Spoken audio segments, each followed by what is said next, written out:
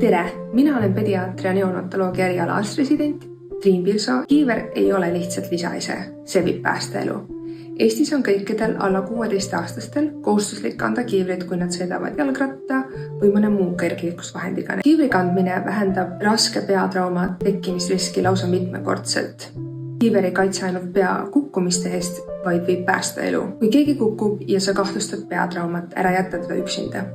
Jälgida järgmiste sümptomite osas. Teadvuse kaotus, unisus, segasus, iiveldus, oksendamine, tugev peavalu, nägemishäired, tasakaaluhäired ja krambid. Esmaabi peatrauma korral on järgmine.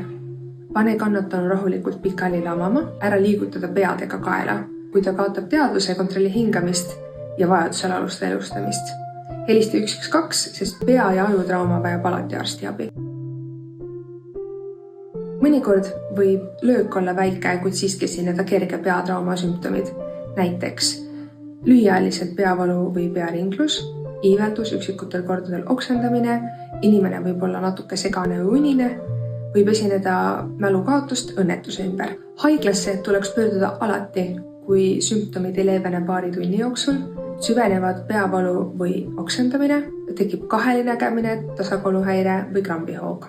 Pea on ainult üks, kaitse seda, aga tegelikult tasub panna igal sõidul kiiver pähe, olenemata vanusest. Eeskuju on nakkav, kui kannad kiivrit sina, kannavad ka teised.